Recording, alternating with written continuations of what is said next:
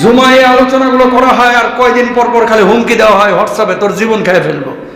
আরে বেটা, এক মুস্তাফিজ রহমানের জীবন খাইবি, জীবন বিনাশ করবি, হাজার মুস্তাফিজ রহমানি বাংলার জমিনে জন্ম নেবে। ঠিক কত মানুষ যে হুমকি দেয় জানেন এই ওয়াজের পরে? কারণ সব মসজিদের বয়ান তো আর ইউটিউবে যায় না, যায় ওখানে বলতেছেন, এখানে বলতেছেন, এখানে বলতেছেন। আপনি মনে করেন না ভাই, বিশ্বাস করেন প্রতি সপ্তাহে 20টা 30টা করে হুমকি, যেখানে পাবো ওখানে খাইয়ে ফেলবে আমাদের, যেখানে পাবো ওখানে। বেটা, খাওয়া এত সহজ না। আল্লাহ যদি রক্ষা করে তোর বাপেদেরকে নিয়ে আসলেও খাইতে পারবি না। কথা বলে সবচাইতে বেশি গালমন্দ করে কোনগুলো জানেন? কিছু পাগড়িওয়ালা। আপনি কল্পনাও করতে পারবেন না, কল্পনাও করতে পারবেন না। রাষ্ট্রপতি নির্বাচন হয়েছে কালকে, জনাব মির্জা ফখরুল ইসলাম আলমগীর সাহেব। আল্লাহ রাষ্ট্র ভালোভাবে চালানোর তৌফিক দান করুক, আমিন বলেন। জনাব প্রধানমন্ত্রী তারেক রহমান সহ যারা রাষ্ট্র পরিচালনা করছেন, স্পষ্টভাবে বলতে চাই, বাংলার জমিনে আমার নবীর চরিত্রের উপরে যে জালেমগুলো কালিমা লেপন করে, অবিলম্বে এই সমস্ত জালেমগুলোকে কাফের ঘোষণা করতে হবে। কথা বলেন ঠিক? আমার নবী নিজে বলে গেছেন, আনা খাতামুন নাবিয়্যিন লা নাবিয়্যা বাদি, আমার পরে আর কোন নবী আসবে না। সুতরাং যদি কোনো মানুষ বলে যে আমার নবীর পরে ভারতবর্ষে হোক, পাকিস্তানে হোক, ইউরোপে হোক, আবার গোলাম আহমদ কাদিয়ানির মতো কেউ যদি বলে যে আমার নবীর মতো সে নবী, আল্লাহর কসম কাফের কাফের কাফের। ঠিক কিনা?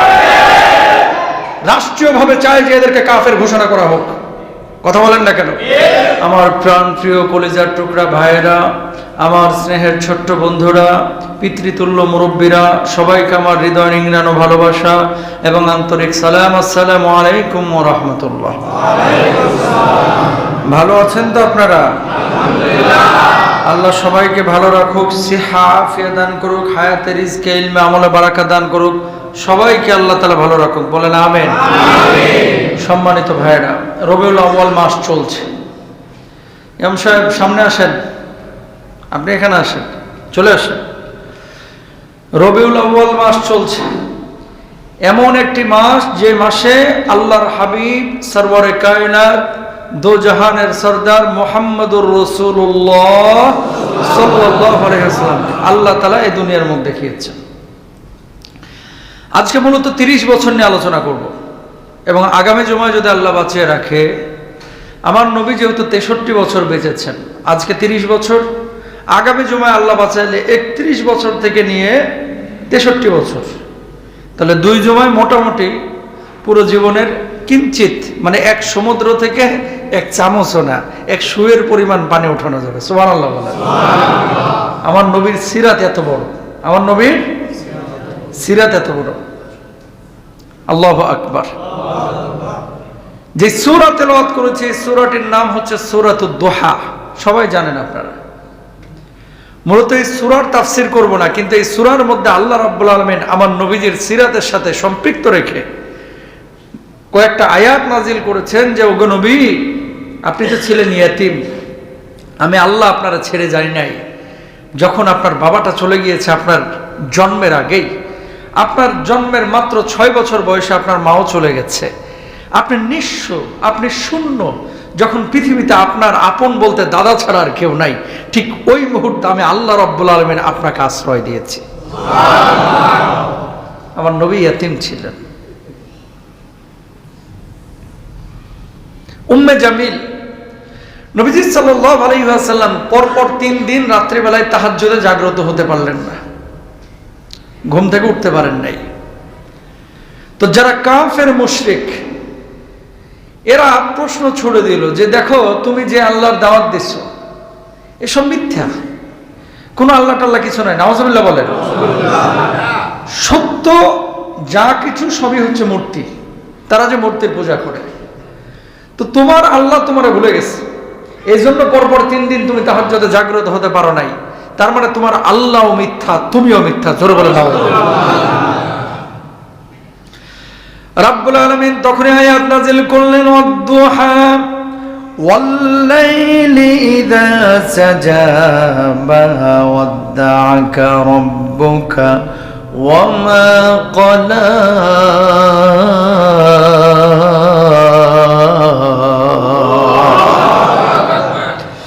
রাব্বুল আলামিন বললেন শপথ পূর্বাহ্নের সকালের, শপথ রাতের যখন ওটা সমচ্ছন্ন করে ফেলে, তোমার রব তোমাকে পরিত্যাগ করেনি এবং তোমার প্রতি তোমার রব বিরূপ হয়নি, বিরক্ত হয়নি। জোরে বলেন সুবহানাল্লাহ। আমার নবীকে কাফের বেঈমানরা যখন বারবার বারবার প্রশ্ন ছুড়ছে, একদিন জাগ্রত হতে পারো না, 2 দিন পারো না, 3 দিন তুমি তাহাজ্জুদ মিস করেছো, তার মানে আল্লাহ বলতে কিছু নাই। নাউজুবিল্লাহ। যদি তোমার আল্লাহ থাকতো তাহলে তো রাত্রিকালীন সময় তোমার জাগায় দিত, যেহেতু তোমার আল্লাহ নাই সেহেতু তোমার জাগায় নাই। আমার আল্লাহ রাব্বুল আলামিন নবীকে সান্ত্বনা স্বরূপ জবাব দিলেন, মা ওয়াদ্দাআকা রাব্বুকা ওয়া মা ক্বালা। নবী মন খারাপ করেন কেন? আপনার আল্লাহ আপনারা ছেড়ে যান নাই, আপনার আল্লাহ আপনাকে ভুলে যান নাই। ওগো নবীজি শুনুন, আপনি তো এখন প্রাপ্তবয়স্ক হয়েছেন, বড় হয়েছেন। ঠিক ওই মুহূর্তে যখন আপনার বাবা আপনার জন্মের আগে দুনিয়া থেকে চলে গিয়েছে, মাত্র 6 বছর বয়সের আপনি ছোট্ট বাচ্চা। আপনার মা আমিনা যখন মদিনায় ওই ইয়াসরিবের দিকে নিয়ে গিয়েছিল, মা যখন আপনাকে নিয়ে আবার মক্কায় ফিরছিল, আবওয়া নামক স্থানে আমি আল্লাহ রাব্বুল আলামিন আপনার মাকে আপনার কাছ থেকে তুলে নেই, আপনার মায়ের ইন্তেকাল হয়ে যায়। ঠিক ওই মুহূর্তে 6 বছরের একজন বাচ্চা, যার বাপ নাই, যার মা নাই, যখন আমি আল্লাহ রাব্বুল আলামিন আপনার আশ্রয় দিয়েছি ওই নিঃস্ব শূন্য অবস্থায়, আমি আল্লাহ রাব্বুল আলামিন এখনো আপনার আশ্রয় দিয়েছি, আপনি চিন্তা করবেন না। সুবহানাল্লাহ। আলম ইয়াজিদকা ইয়াতীমা ফাআওয়া ওয়া ওয়াজাদাকা দাল্লা ফাহাদা।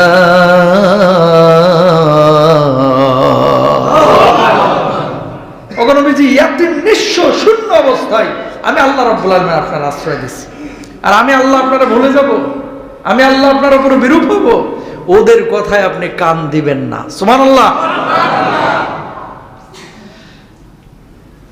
ওয়ালাল আখিরাতু খায়রুল লাকা মিনাল উলা। সুবহানাল্লাহ। দেখেন বলছে কি, তোমার জন্য পরবর্তী সময় তো পূর্ববর্তী সময় অপেক্ষা উত্তম।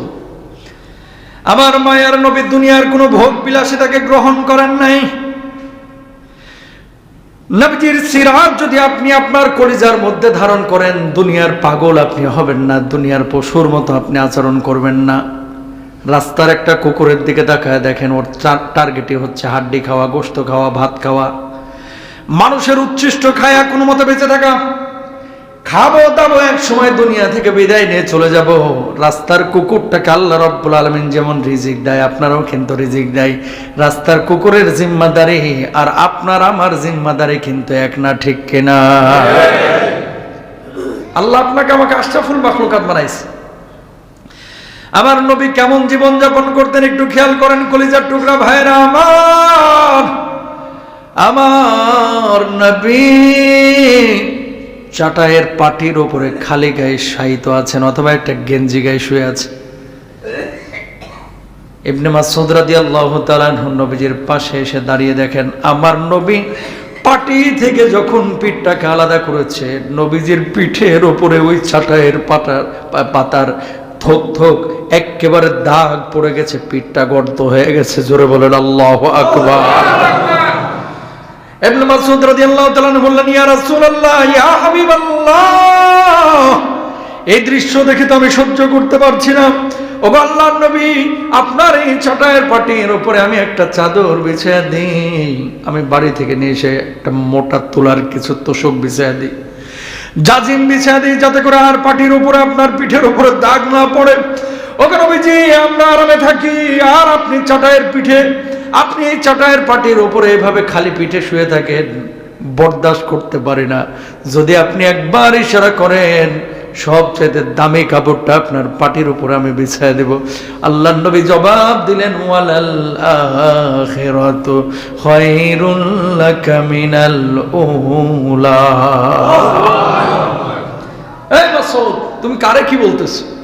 আমি তো এই দুনিয়ার জিন্দেগিতে আছি মুসাফিরের মতো, কুন ফিদ দুনিয়া কাআন্নাকা গরীবুন আও আবির মুসাফির, একজন মুসাফিরের মতো, গরিব, নিঃস্ব, শূন্যের মতো তুমি দুনিয়ার বুকে বসবাস করো। সুবহানাল্লাহ বলেন।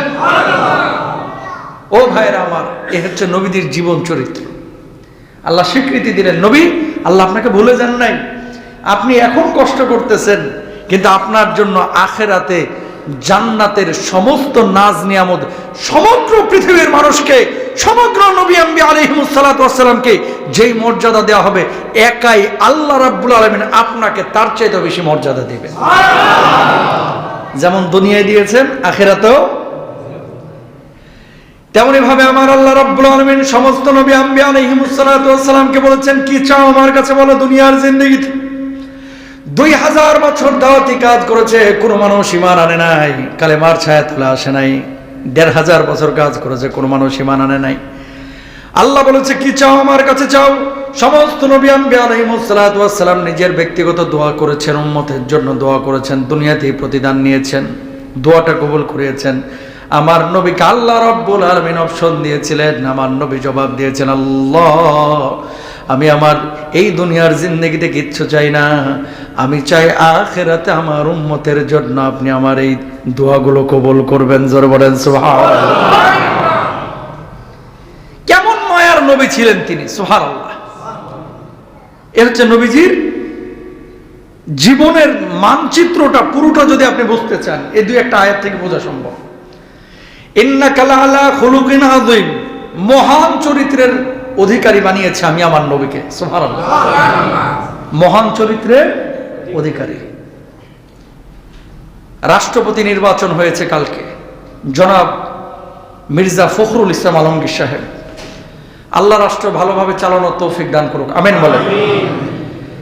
জনাব প্রধানমন্ত্রী তারেক রহমান সহ যারা রাষ্ট্র পরিচালনা করছেন, স্পষ্টভাবে বলতে চাই, বাংলার জমিনে আমার নবীর চরিত্রের উপরে যে জালেমগুলো কালিমা লেপন করে, অবিলম্বে এই সমস্ত জালেমগুলোকে কাফের ঘোষণা করতে হবে। কথা বলেন ঠিক?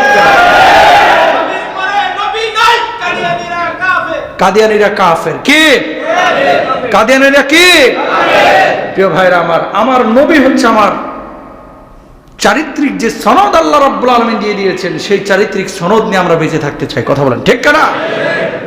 সুতরাং যারা বলে, আমার নবী নিজে বলে গেছেন, আনা খাতামুন নাবিয়্যিন লা নাবিয়্যা বাদি, আমার পরে আর কোন নবী আসবে না। সুতরাং যদি কোনো মানুষ বলে যে আমার নবীর পরে ভারতবর্ষে হোক, পাকিস্তানে হোক, ইউরোপে হোক, আবার গোলাম আহমদ কাদিয়ানীর মতো কেউ যদি বলে যে আমার নবীর মতো সে নবী, আল্লাহর কসম কাফের কাফের কাফের। ঠিক না? রাষ্ট্রীয়ভাবে চাই যে এদেরকে কাফের ঘোষণা করা হোক। কথা বলেন না কেন? জুমায় আলোচনাগুলো করা হয়, আর কয়দিন পর পর খালি হুমকি দেওয়া হয় হোয়াটসঅ্যাপে, তোর জীবন খেয়ে ফেলবো। আরে বেটা, এক মুস্তাফিজুর রহমানের জীবন খাইবি, জীবন বিনাশ করবি, হাজার মুস্তাফিজুর রহমানি বাংলার জমিনে জন্ম নেবে। ঠিক? কত মানুষ যে হুমকি দেয় জানেন এই ওয়াজের পরে? কারণ সব মসজিদের বয়ান তো আর ইউটিউবে যায় না, যায় ওখানে বলতেছেন, এখানে বলতেছেন, এখানে বলতেছেন। আপনি মনে করেন না ভাই, বিশ্বাস করেন, প্রতি সপ্তাহে 20টা 30টা করে হুমকি, যেখানে পাবো ওখানে খাইয়ে ফেলবে আমাদের, যেখানে পাবো ওখানে। বেটা, খাওয়া এত সহজ না। আল্লাহ যদি রক্ষা করে, তোর বাপেদেরকে নিয়ে আসলেও খাইতে পারবি না। কথা বলে। সবচেয়ে বেশি গালমন্দ করে কোনগুলো জানেন? কিছু পাগড়িওয়ালা। আপনি কল্পনাও করতে পারবেন না, কল্পনাও করতে পারবেন না। আহা, এরা মূলত কি দেখতে মনে হয় যে জান্নাত থেকে মনে হয় গত রাতেই চলে আসছে পালায়া। এর চাইতে বড় আল্লাহর বলি আর নাই পৃথিবীতে। কিন্তু এই সমস্ত মানুষগুলো হচ্ছে পৃথিবীর বুকে নিকৃষ্ট জীব। কি জীব? নিকৃষ্ট জীব। এরা নিজেরা দাবি করে যে আমরা অনেক ভালো। আসলে এই সমস্ত মানুষগুলোকে আল্লাহ হেদায়েত দান করুক, আমিন বলেন। যাই হোক, আমি যে কথা বলতে যাচ্ছি, হুমকি ধামকি দিয়ে হকের আওয়াজ বন্ধ করা যাবে না। কারণ যেদিন পৃথিবীতে এসেছি, যখন থেকে বুঝতে শিখেছি, সেদিন থেকেই ওই যে আল্লামার সেই বয়ানের মধ্যে যখন শুনেছিলাম 1000 বছর শার্দুলের মতো বাঁচার চাইতে একদিন সিংহের মতো বাঁচা ভালো উত্তম, আল্লাহর জমিনে আল্লাহর দ্বীনের জন্য সেদিন থেকে নিজেদেরকে সঁপে দিয়েছি। যখন আল্লাহ ইশারা করবে দুনিয়া থেকে যাব, আল্লাহর ইশারা যদি না হয় কোন কাদিয়ানি নাস্তিক মুরতাদ আমাদেরকে বিদায় করতে পারবে না, ঠিক কিনা? সুতরাং প্রিয় ভাইরা আমার, হকের আওয়াজ তুলতে হবে। বাংলাদেশটা নতুন করে ঘুরছে, উঠছে, হচ্ছে, জানি অনেক সংকট আছে, তেলের সংকট, গ্যাসের সংকট, বিদ্যুতের সংকট, ইমানের কোনো সংকট নাই। আছে? এই যে আপনারা আসছেন, কয় হুজুর পাম্পে গ্যাস নাই তাই আসি নাই, বন্ধ আছে? অন্তত এদেশের মানুষের তৌহিদি জনতার কলিজার মধ্যে সেই ইমানের আগুনটা আছে। আপনারা জানেন না এই সমস্ত মানুষগুলো কতভাবে সূক্ষ্ম ষড়যন্ত্র করতেছে। গোটা উত্তর অঞ্চলে খ্রিস্টান মিশনারিরা কাজ করে হাজার হাজার মানুষের ইমান চুরি করতেছে, অথচ মুসলমানদের কোনো ভ্রুক্ষেপই নাই। আমরা বলতেছি নামাজ তো পড়তেছি, রোজা তো করতেছি, না, এভাবে হবে না। আমার নবী যে দিন রেখে গিয়েছে, যে ইসলাম রেখে গেছে, এই দিনের ধারক বাহক আপনাকেও হইতে হবে ভাই। শুধু নিজে নামাজ পড়লাম, নিজে রোজা করলাম, আপনার দায়িত্ব শেষ না। তাহলে নবীজি এত মার খাইলেন কেন? কথা বলেন। যদি নিজেই নামাজ পড়া, রোজা করা, এটাই যদি আপনার মূল দায়িত্ব হয়ে থাকে, হ্যাঁ এটাও দায়িত্ব, কিন্তু মূল দায়িত্ব এটার পাশাপাশি আরো অনেক কিছু আছে। নবীজিকে আল্লাহ বলতো তুমি নামাজ পড়ো আর মানুষকে নামাজের কথা বলো আর ফুর্তি বার্তা করো, দুনিয়া থেকে বিদায় নিয়ে চলে যাও। আমার নবী তাইফে রক্তাক্ত কেন হলেন? আমার নবী উহুদে রক্তাক্ত কেন হলেন? কলিজায় রক্তক্ষরণ হয় যখন বাংলাদেশের মানুষ সেই নবীকে নিয়ে তামাশা করে, সেই নবীর চরিত্র নিয়ে কথা বলে। কই আমার নবী এতগুলো বিয়ে কেন করছে? এই জালেম যেগুলো এই কথা বলে সবগুলো জেনাখোর, যারা আমার নবীর চরিত্রের ব্যাপারে এমন কথা বলে। খবরদার, এই ধরনের কথা যেই বলবে টুটি চাপিয়ে ধরে থানায় নিয়ে চলে যাবেন। কথা বলেন, ঠিক কিনা? তোমার বাপের গালি দিলে যদি কলিজায় আগুন লাগে, আমার নবীকে গালি দিলে কলিজায় না গোটা হৃদপিণ্ডে আগুন জ্বলে যায়। বরদাস্ত করা হবে না নবীর গালি, কেউ বরদাস্ত করবেন না। এটাই হচ্ছে ইমানের পরিচয়। এগুলো হুজুররা সামলাইবে না, এগুলো ইমানদাররা সামলাবে। হুজুরের যেমন দায়িত্ব আপনারও দায়িত্ব। এবার আসেন, আমার নবী যখন জন্ম নিলেন তার পূর্বের দুনিয়াটার অবস্থা কি ছিল? তখনকার পূর্বের দুনিয়ার অবস্থা হচ্ছে নিজেরাই মূর্তি বানাইতো, বানায় ঘরের চারি কোনায়, যার ঘরে যত বেশি মূর্তি, হে কইতো আমার ঘরে প্রভু তত বেশি। বানাইতো কারা? বলেন না, বানাইতো কারা? নিজেরা। নিজেরা বানাইয়া আবার কি করত? নিজের ঘরে সাজায় রাখতো। শুধু নিজের ঘরে না, কাবার ভিতরেও ঢুকাইছে। নাউজুবিল্লাহ বলেন। এক না, একাধিক মূর্তি, 370টারও বেশি মূর্তি ছিল। তো যখন কাবার ঘরে, কাবার ভিতরেও তারা মূর্তি রেখেছে, তারা এগুলো নিয়ে বড়ত্ব করতো যে আমি এত বড় বানাইছি, এটাই এই উনি, এই প্রভু, উনিই খোদা, উনিই মালিক সব। আমার নবীকে আল্লাহ রাব্বুল আলামিন তখন আমার নবীকে আল্লাহ রাব্বুল আলামিন তখন দুনিয়ার বুকে পাঠানোর খেয়াল করলেন, কুদরতি খেয়াল। হস্তি বাহিনীর বছর, যে বছর ওই হাতির বাহিনী, হস্তি বাহিনী ইয়ামানের ওদিক থেকে আইসা কাবা ধ্বংস করতে আসছিল, আল্লাহ তাআলা আবাবিল পাখি দিয়ে, পাথর দিয়ে তাদেরকে ধ্বংস করেছিল, ঠিক ওই বছর আমার নবীর দুনিয়াতে জন্ম হয়েছিল। সুবহানাল্লাহ বলেন। বারটা ছিল সোমবার। কি বার? এটা নিয়ে কারো মতবিরোধ নাই। কি বার? সোমবার। কিন্তু রবিউল আউয়াল মাসের 12 তারিখ, 8 তারিখ, 9 তারিখ, না 17 তারিখ, না 21 তারিখ, এটা নিয়ে মতবিরোধ আছে। কথা বুঝতে পেরেছেন? সুতরাং এই কথা যদি কেউ বলে যে 12 তারিখই জন্ম নিয়েছে, এটা ভুল। বরং গবেষকরা বলেন যে এটা সম্ভাবনা বেশি, তবে এটাকে ফিক্সড করা এটা ঠিক না। নবীজি পৃথিবীতে এসেছেন, উদ্দেশ্যটা কি বলেন? আপনারা সকলেই জানেন যে উদ্দেশ্য হচ্ছে ওমা আরসালনাকা ইল্লা রাহমাতাল লিল আলামিন। আল্লাহ রহমত স্বরূপ আমার নবীকে এই দুনিয়ার জিন্দেগিতে পাঠিয়েছেন। সুবহানাল্লাহ বলেন। কেমন রহমত? যে জগৎবাসীর জন্য কুফুর থেকে, অন্ধকার থেকে আলোতে কনভার্ট করেছে আমার নবী এই জগতের মানুষকে। কুফুর থেকে ইমানের দিকে নিয়ে এসেছেন। আমার নবীকে যেদিন পাঠাইলেন আল্লাহ সুবহানাহু ওয়া তাআলা, মা আমিনা পেটের মধ্যে ধারণ করেছেন। বাবা তো মারা গেল, মা আমিনা একাই লড়াইটা করছেন। খেয়াল করলেন যে পেটের মধ্যে বাচ্চা থাকলে মহিলারা যেই কষ্ট ফিল করে, নড়তে সমস্যা, চড়তে সমস্যা, হাঁটা চলায় সমস্যা, বসায় সমস্যা, ঘুমানোয় সমস্যা।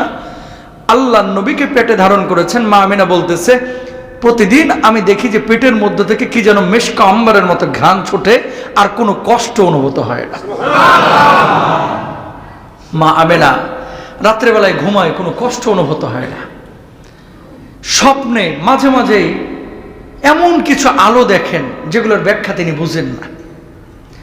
হঠাৎ একদিন জন্মের সময় হলো নবীজির। যেমনি নবীজি দুনিয়ার মুখটা দেখলেন, মা আমেনা খেয়াল করলেন অন্যান্য নারীরা যেমন গর্ভপাত করার পরে রক্তে একেবারে ভেসে যায়, মা আমেনার এরকম কোনো ঘটনাই ঘটে নাই। নবীজি দুনিয়ার মুখ যেমনি দেখলো, পূর্ব পশ্চিম থেকে বিদ্যুৎ চমক চমকে উঠলো, গোটা পারস্যের রাজপ্রাসাদ এবং গোটা দুনিয়ার বুকে বিদ্যুতের মতো একটা আলোর ঝলকে উঠে গেল। গাছগুলো নত হয়ে গেল। ওই রোমে পারস্যে মূর্তিগুলো থুবড়িয়ে পড়ল। পৃথিবীর বুকে এমন একটা পরিবর্তন। কারণ কি? আজকে দোজাহানের সর্দার মুহাম্মদুর রাসূলুল্লাহ সাল্লাল্লাহু আলাইহি ওয়াসাল্লাম দুনিয়ার মুখ দেখেছে। মা আমিনা মুখের দিকে তাকায় চিন্তা করছেন, আল্লাহু আকবার। মা আমিনার মুখের দিকে তাকায় আছেন। আমার নবী অন্য বাচ্চারা যেমন কান্নাকাটি করে, অনেক আচরণ করে, হাত পা বেশি বেশি নাড়ায়, জন্মের পর থেকে আমার নবীজির আচরণ ছিল অন্যদের চাইতে আলাদা। বুঝাই যাচ্ছিল যে বিশেষ কোনো ব্যক্তিকে আল্লাহ রাব্বুল আলামিন দুনিয়ার বুকে পাঠিয়েছেন। সুবহানাল্লাহ। কয়েকদিন পরে ওই আরবের রীতি অনুযায়ী চিন্তা করলেন, বাচ্চাদেরকে তো ভাষা শেখাইতে হবে, এই জায়গায় রাখা যাবে না, ওই গ্রাম অঞ্চলে পাঠাইতে হবে। দুধ পান করবে দুধ দানকারিনী নারীর স্তন থেকে, দুধ পান করবে, খেলাধুলা করবে, সেখান থেকে শুদ্ধ আরবি শিখবে, ভাষা শিখবে। আরবের রীতি অনুযায়ী মা আমিনা চিন্তা করলেন, বাচ্চাটাকে এখন দেওয়া হবে কাউকে, বাচ্চাটাকে কারো হাতে তুলে দিতে হবে, কারণ যাতে করে সে দুধ পান করে রুষ্টপুষ্ট হতে পারে। এটা ছিল আরবের নীতি। হালিমাতুস সাদিয়া রাদিয়াল্লাহু তাআলা আনহা তায়েফের অঞ্চল থেকে দলবল নিয়ে যখন এই মক্কার দিকে আসছিলেন বাচ্চা কালেক্ট করার জন্য, প্রত্যেকটা মেয়ের চিন্তা ছিল একটু পয়সাওয়ালা লোকের বাচ্চা যদি নেওয়া হয় তাহলে ইনামটা, পুরস্কারটা বেশি পাওয়া যায়। সবাই ধনী এবং সম্ভ্রান্ত ছিলেন, সম্ভ্রান্ত বাবার, সম্ভ্রান্ত পরিবারের খোঁজ নিচ্ছিলেন। কিন্তু হালিমাতুস সাদিয়া রাদিয়াল্লাহু তাআলা আনহা খেয়াল করলেন যে সবাই যার যার মতো বাচ্চা নিয়ে নিয়েছে, তিনি কোনো বাচ্চাই পাইলেন না। ভাগে যিনি পড়লেন তিনি হচ্ছেন আপনার আমার প্রিয়ারা নবী মুহাম্মদুর রাসূলুল্লাহ সাল্লাল্লাহু আলাইহি ওয়াসাল্লাম। কেউ নেয় নাই আমার এতিম নবীকে। কেন নেয় নাই? কারণ তার বাপ নাই, ভালো ইনাম পাওয়া যাবে না। আল্লাহু আকবার বলেন। এতিম মানুষ, দেখবেন এতিম মেয়েদের অনেকে বিয়ে করতে চায় না। কথা বলেন না কেন? এতিম মেয়েদেরকে অনেকে বিয়ে করতে চায় না। যেই মেয়ের ঘরে মা নাই, মারা গেছে, এই মেয়েকে অনেকে বিয়ে করতে চায় না। কি কিছু চামুন্ডা আছে, চামার কই বেটা ওখানে বিয়ে করো, স্যার বাপ নাই মা নাই, তোর আদর করবো কেডা? তোর মুখে গোবর পড়ুক, বদমাইশ কোন। কথা বলেন না কেন? যারা এই কথা বলো আর মুখে গোবর ঘষে দেওয়া উচিত। এই আদর কি এটা শ্বশুর শাশুড়ি থাকলেই পাওয়া যায়, না থাকলে পাওয়া যায় না? আল্লাহ শ্বশুর বাড়ি আদর তোমার নাও দিতে পারে, অন্যদিকে এত আদর দিবে রাষ্ট্রপতির মতো তো আদর পাইতে পারে। এরকম অনেক আছে না? এই জন্য এতিমদেরকে কখনো অবহেলা করবেন না। এই যে নবীজিকে সমস্ত এই মেয়েরা দেখেছে যে উনি আছেন, যেমনি শুনেছে এতিম কেউ নেয় নাই। হালিমাতুস সাদিয়া তার স্বামীর দিকে তাকায় আছে, এখন কি করব? কই খালি হাতে যাওয়ার চাইতে যেটা আছে এটারই নিয়ে আসো। কই এতিম হোক সমস্যা নাই, একটা নিয়ে যাই। ও তো জানে না যে হাতের মধ্যে কি এখন আসবে। মা আমিনার কাছে হালিমাতুস সাদিয়া যখন বলল, ও বোন তোমার বাচ্চাটা আমারে দাও, আমি দুধ পান করাবো, আমি লালন পালন করব, ভাষা শেখাবো। মা আমিনা তার হাতের মধ্যে যখন তুলে দিলেন, হালিমাতুস সাদিয়া এমন একটা অনুভূতি তার ভিতরে তৈরি হলো, এ যেন এতিম বালক না আকাশের পূর্ণিমার চাঁদ আমার হাতের উপরে চলে এসেছে। যখন আসতেছিল সবচাইতে দুর্বল উষ্ঠিটা ছিল হালিমাতুস সাদিয়ার। এমন উষ্ঠি, সবার উট দৌড়ায় 60 কিলোমিটার বেগে বা 25 কিলোমিটার 30 কিলোমিটার বেগে, আর হালিমাতুস সাদিয়ার উট বারবার পেছনে পড়ে যায়, সবাই বিরক্ত হয়। এই কি ভাঙাচোরা গাড়ি লইছো? হ্যাঁ, এরকম বলে না অনেকে যে কি তোর হোন্ডা কি আর আমারটা কি? ও কিনছে ফেলা দে বেটা, আসলে ওই টানেলের মধ্যে, নদীর মধ্যে ফেলায় দেয়। বোঝার বিষয়টা হলো ওনার পুষ্টিটা ছিল দুর্বল, আর্থিকভাবে ছিলেন দুর্বল। সবার উট দৌড়ায় মক্কায় আসতেছে, আর ওনারটা লড়তে পারে না। একটা বুড়া বা দুর্বল উট, হাড্ডির সাথে চামড়া যেন লাগে রয়েছে। দুধ দহন করতে যাচ্ছে, দুধ বাইর হয় না। কোত্থেকে? উট থেকে। হালিমাতুস সাদিয়া সেই বছর ছিল দুর্ভিক্ষ, নিজেরও একটা সন্তান ছিল, সেই সন্তানকে দুধ পান করাবে। স্তনের মধ্যে সন্তানকে মুখ লাগাইতে বলে, মুখ লাগায় টান দেয়, কিন্তু কোনো দুধ আসে না।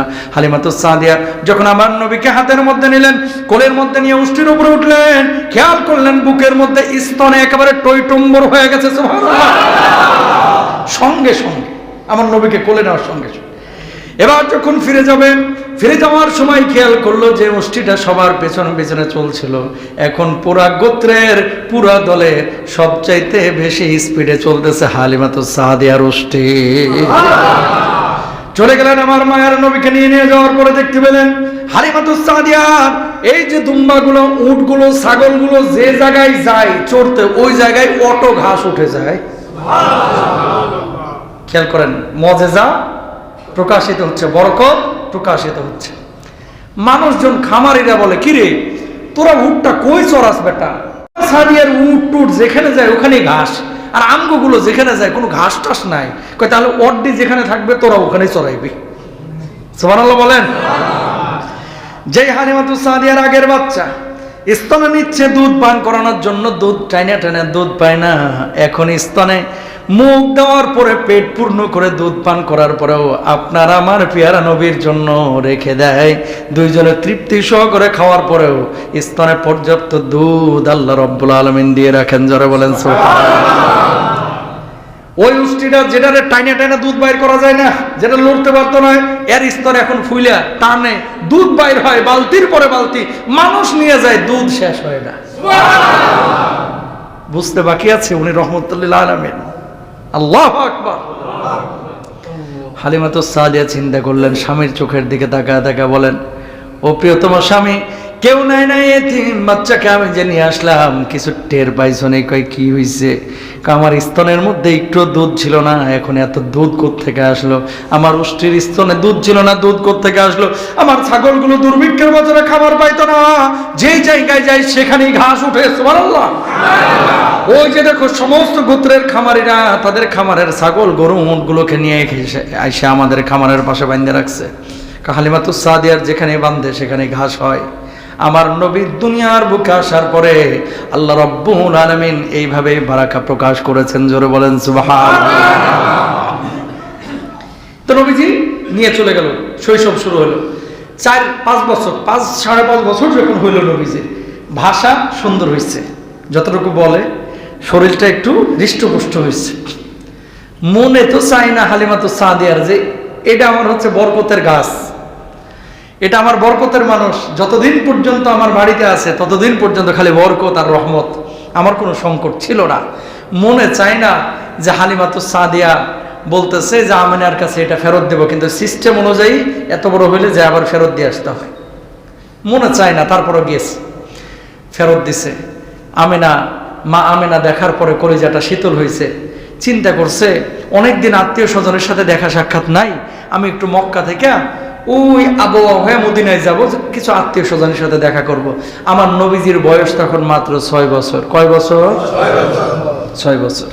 6 বছরের ছোট্ট মুহাম্মদ সাল্লাল্লাহু আলাইহি ওয়াসাল্লাম, বাবাকে কোনোদিন দেখে নাই, এতিম মানুষ, অন্যের ঘরে লালিত পালিত হইল হালিমাতুস সাদিয়ার কাছে।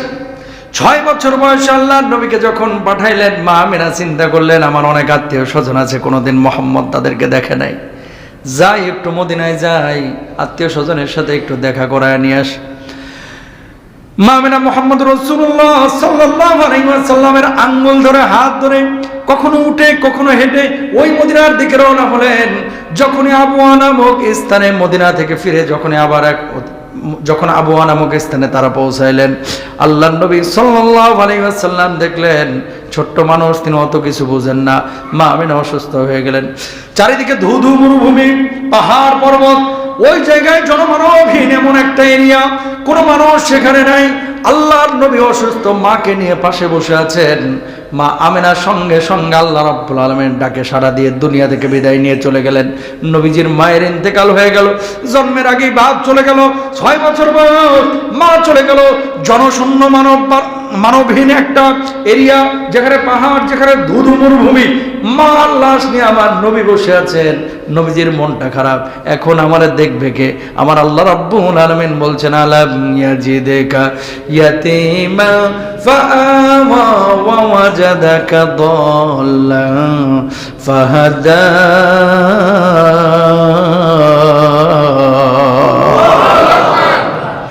এরকম এতিম অবস্থা আমি আল্লাহ রাব্বুল আলামিন আপনাকে পথ দেখাইছি।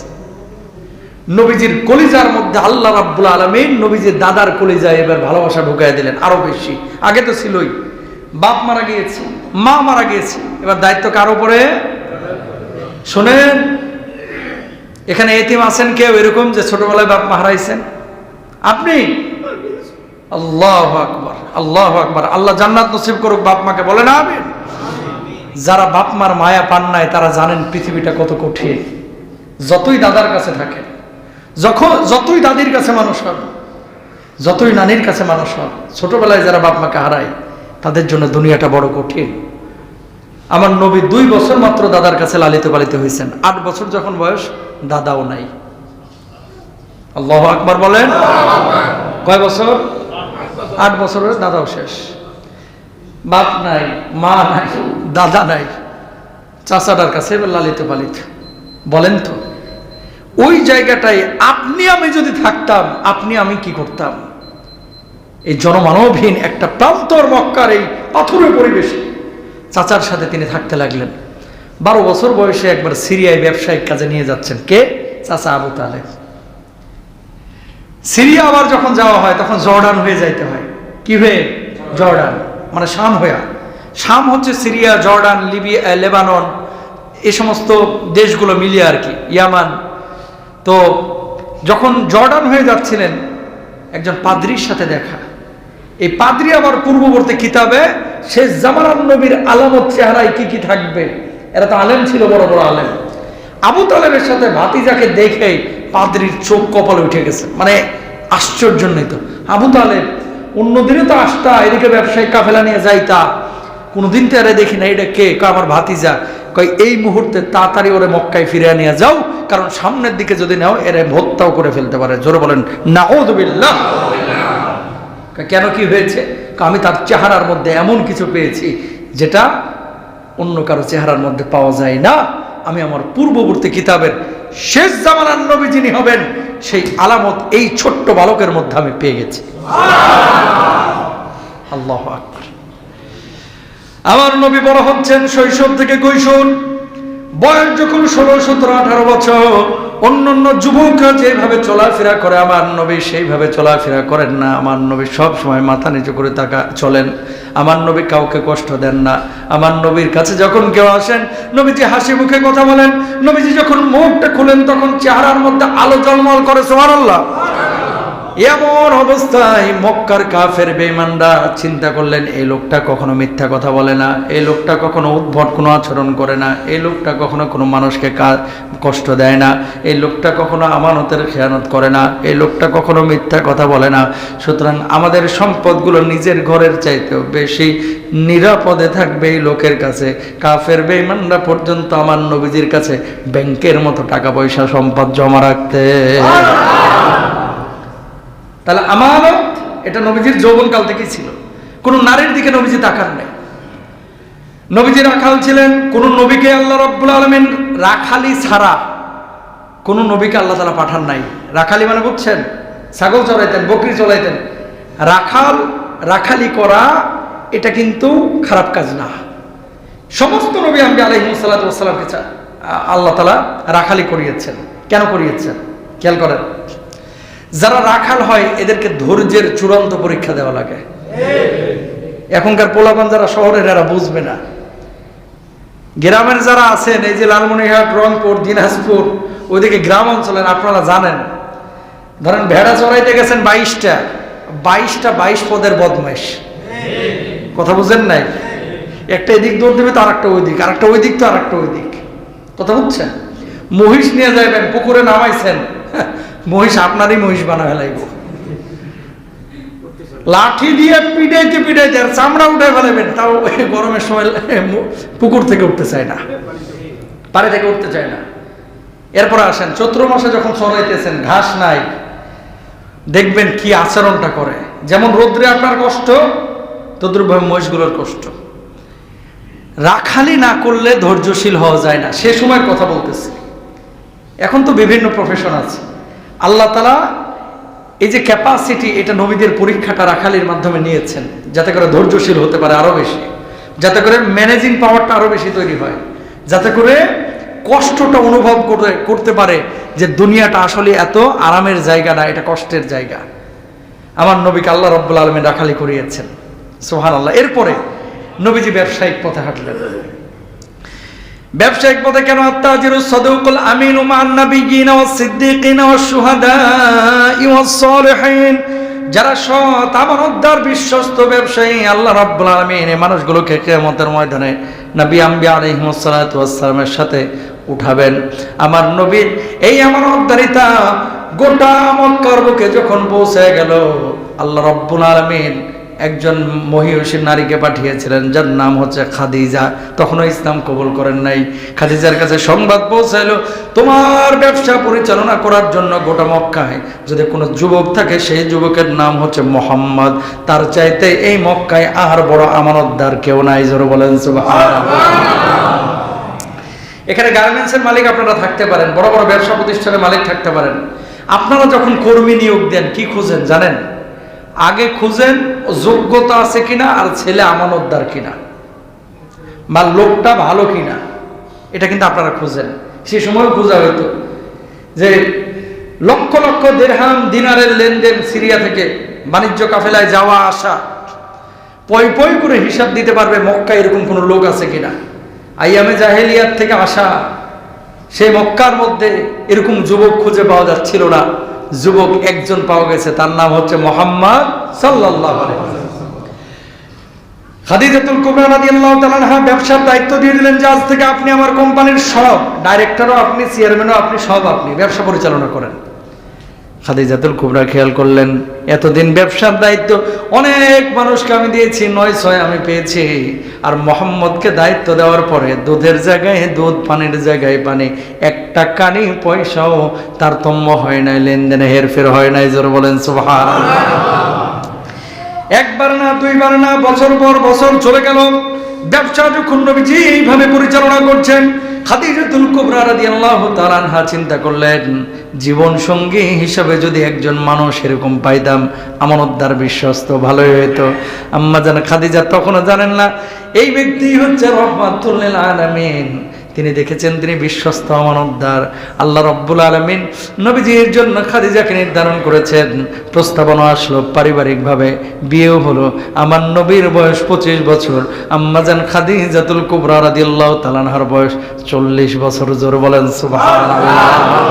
কয় বছর? 40 বছর। এই যুবকরা, শিক্ষা নাও। মেয়ে ডিভোর্সি হতে পারে, বিধবা হতে পারে।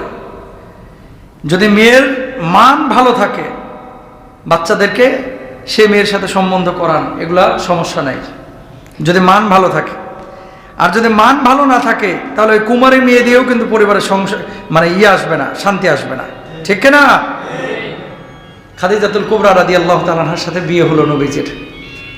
আপনারা অনেক সময় এই ব্যাপারগুলোকে মনে করেন কি যে খুব খারাপ। ধরুন ছেলে বিয়ে করতে যাচ্ছে একটা ডিভোর্সি মেয়েকে, তালাকপ্রাপ্ত মেয়েকে।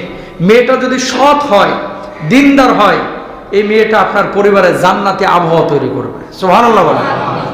আর মেয়ে যদি বদখাসলতে টিকটকার হয়, কি কি টিকটকার, কিছু সেরি আছে না এরকম? ছাপড়ি পোলাপান আছে না নাই? মেয়ের বাপ বিশাল বড় চেয়ারম্যান, টাকার অভাব নাই, কিন্তু টিকটক করে। এই বউরা নিয়েছেন তো জ্বালায় সার খাওয়া করে ফেলাই, ঠিক না? এই ছাপড়ি পোলাপান যেগুলো টিকটকার আছে, সারাদিন এই সমস্ত কাজ কাম করে, এগুলো পারিবারিক জীবনে সুখী হতে পারবে না। কারণ পারিবারিক জীবনটা অন্য জিনিস। এই যে যারা উল্টা পাল্টা টিকটক করে, রিলস করে, সারাক্ষণ নিজের শরীর দেখায়, এই করে ওই করে, এরা সাইকোলজিক্যাল সমস্যা আছে, মানসিক সমস্যা যাদের আছে, এরা সাংসারিক জীবনে সুখী হতে পারে না। এই জন্য 4টা জিনিস দেখে নিয়েন, মেয়ে দিনদার কিনা। তুনকাহুল মারআতু লিআরবাইন, লিমালিহা ওয়ালি জামালিহা ওয়ালি হাসাবিহা ওয়ালি দীনিহা। মেয়ের দিনদারিতা আছে কিনা, মেয়ের সৌন্দর্য আছে কিনা, বংশমর্যাদা কেমন, মেয়ের মাল আছে কিনা। দিনদারিতাকে আগেই প্রায়োরিটি দেন।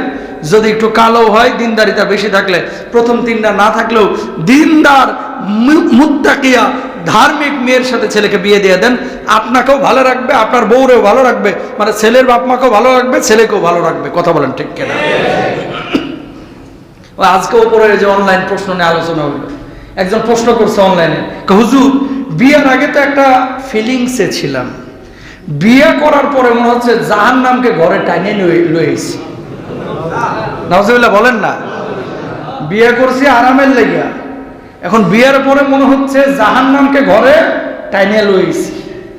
তার মানে বুঝছেন যে এই মেয়েটা কি জ্বালানো জ্বালাইতেছে। এরকম আল্লাহর কুতুব গোটা আসলে একটাও নাই, আছে না নাই? কেউ স্বীকার করে, কেউ স্বীকার করে না।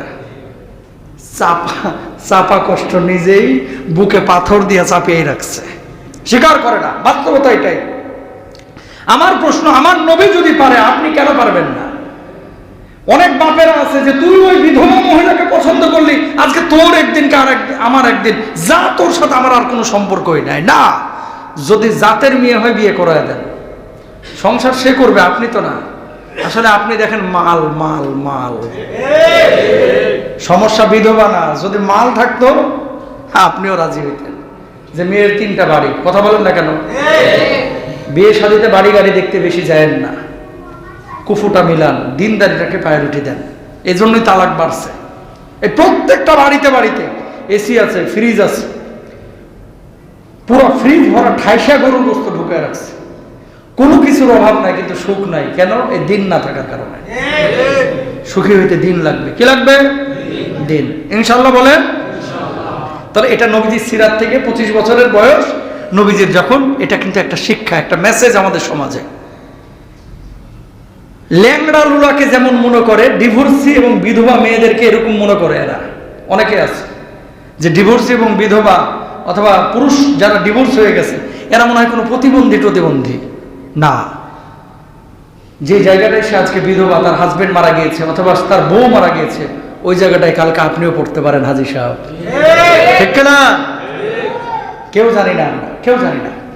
তো আম্মা জান খাদিজাতুল কুবরা রাদিয়াল্লাহু তাআলা আনহাকে বিয়ে করার পরে কয়টা সন্তান হইল? খেয়াল করেন। টোটাল সন্তান হয়েছিল 6 জন। কয়জন? 1 নম্বর হচ্ছে কাসেম, কে? 2 নম্বর আব্দুল্লাহ, 3 নম্বর জাইনাব, 4 নম্বর রুকাইয়া, 5 নম্বর উম্মে কুলসুম, 6 নম্বর আম্মা জান ফাতিমাতুজ জাহরা রাদিয়াল্লাহু তাআলা আনহা। সুবহানাল্লাহ। খেয়াল করেন, খাদিজাতুল কুবরা থেকে ফাতেমা। বাকিগুলো তো মানে 2 কন্যাকে তো বিয়ে করছে হযরতে ওসমান রাদিয়াল্লাহু তাআলা জিন্নুরাইন, আর আগে তো 2 জন মারা গিয়েছে। এরপর আল্লাহর হাবিব সাল্লাল্লাহু আলাইহি ওয়াসাল্লাম ফাতিমাতুজ জাহরা রাদিয়াল্লাহু তাআলা আনহা, দেখেন তার সন্তান হবে হাসান হোসেন। হাসান হোসেন জান্নাতে যুবকদের সর্দার, আর আম্মা জান ফাতেমা নারীদের সর্দার। সুবহানাল্লাহ, জোরে সুবহানাল্লাহ। তাহলে বাপও লিডার, মেয়েও লিডার, মেয়ের ছেলে নাতিরাও লিডার। সুবহানাল্লাহ। এজন্য তো হোসেন রাদিয়াল্লাহু তাআলা বলছিলেন কি, আপনি চিনেন আমি কার নাতি? আমার পরিচয় আপনি জানেন? আপনার মা কি ছিল আর আমার মা কে? আপনার বাবা কে ছিল, আমার বাবা কে? নবীজি একটু বলেন না, আপনার মা কে ছিল? আমার মা আমেনা, আমার মা ফাতেমা। আপনার বাবা কে ছিল? আমার বাবা আব্দুল্লাহ, আমার বাবা আলী। সুবহানাল্লাহ, আল্লাহু আকবার। আপনার নানা কে ছিল? আর আমার নানা কে জানেন? আমার নানা হচ্ছে সরওয়ারে কায়নাত রাহমাতুল লিল আলামিন মুহাম্মদুর রাসূলুল্লাহ সাল্লাল্লাহু আলাইহি ওয়াসাল্লাম। এভাবে বলতেছিলেন। তাহলে আপনি বড় না আমি বড়? না না, আপনি বড়। মজা করতেছে। এটা তো আল্লাহর নবীকেই সম্মান দিচ্ছেন। বলার মাকসাদ হচ্ছে, আল্লাহ যদি কবুল করেন তাহলে ওই বিধবা মহিলার পেট থেকে আল্লাহ রাব্বুল আলামিন একটা এমন সন্তান দিতে পারেন যাকে আল্লাহ রাব্বুল আলামিন জান্নাতের উত্তরাধিকারী বানাইতে পারেন। সুবহানাল্লাহ।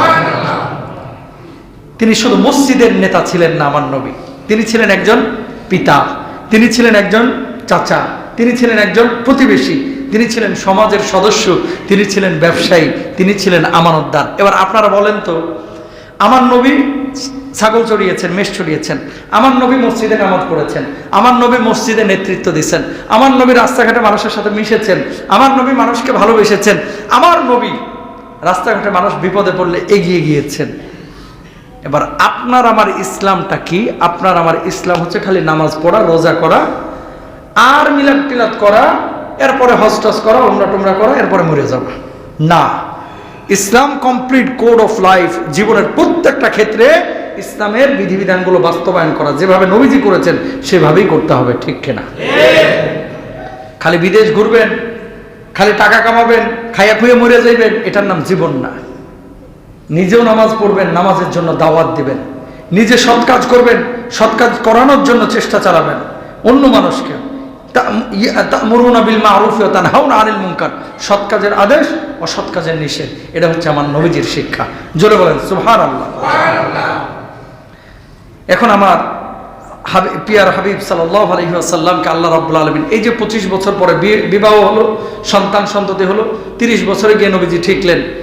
ঠিক বৈবাহিক অবস্থার আগেই যৌবনকালে নবীজি একটা সংগঠন করেছিলেন, যেই সংগঠনের নাম হচ্ছে হিলফুল ফুজুল। আরবে একজন ব্যবসা করতেছে মক্কায়, আরেকজনের কাছে কিছু পণ্য কিনছে, প্রভাবশালী। এখন পণ্য কেনার পরে যার কাছ থেকে পণ্য কেনা হয়েছে মূল্য আর পরিশোধ করতেছে না নবীজির কাছে। তখন নবীজি তো আর নবীজি হন নাই, তখন যুবক মানুষ। এবারে যে সংগঠন করছিল, এই সংগঠনের সদস্যদেরকে নিয়ে নবীজি গেছেন, এখানে কোনো জুলুম চলবে না, যার পাওনা তারা বুঝাই দিতেই হবে। পরে পাওনা বুঝাই দিতে বাধ্য হয়েছে। সুবহানাল্লাহ বলেন। তো নবীজির শিক্ষা যে প্রত্যেকটা এলাকায় একটা সংগঠন থাকা উচিত। দল যেই দল আপনারা করতেছেন, ভালো মন্দ এটা আপনারা বুঝেন, আপনাকে ওয়াজ করে আমি দল করাবো না, কিন্তু প্রত্যেকটা এলাকায় একটা যুবকদের টিম থাকা উচিত, যে যুবকরা সৎ কাজের আদেশ করবে, অসৎ কাজ থেকে বিরত রাখবে। যেখানে চান্দাবাজি হবে ওখানে চান্দাবাজ আটকাবে, কথা বলেন ঠিক? যেখানে আরেকজনের হক নষ্ট করা হবে সেখানে তারা বাগড়া দিবে, সেখানে প্রতিবাদ করবে। যেখানে গরিবের উপরে জুলুম করা হবে সেই জায়গাটায় তারা দাঁড়ায় যাবে। এটা নবীজির এই 30 বছরের একটা শিক্ষা। সুবহানাল্লাহ বলেন। তো মক্কার কাফের বেঈমান মুশরিকরা পর্যন্ত আমার নবীজির কাছে আশ্রয় পেয়েছেন। তো নবীজির এই যে 30 বছর, তাহলে কি পাইলাম 30 বছরে? ইয়াতিম অবস্থায় আমার নবীকে আল্লাহ তাআলা আশ্রয় দিয়েছেন। আমার নবী হচ্ছে শেষ নবী, আমার নবী ছিলেন আমানতদার, আমার নবীর পর আর কোনো নবী আসবে না। সুতরাং কাদিয়ানি সহ অন্যান্য যারা বলে যে আমার নবীর পরে আরো নবী আসবে, এরা মিথ্যুক, এরা কাজ্জাব, এরা দাজ্জালের বড় ভাই। আমরা যতদিন জীবিত থাকবো আমাদের শেষ নবীকে, জোরে বলেন, শেষ নবীকে মুহাম্মদুর রাসূলুল্লাহ। নবীর পরে নবী নাই, সংসদে আইন চাই। নবীর পরে নবী নাই, নবীর পরে নবী নাই, নবীর পরে নবী নাই। একমত তো?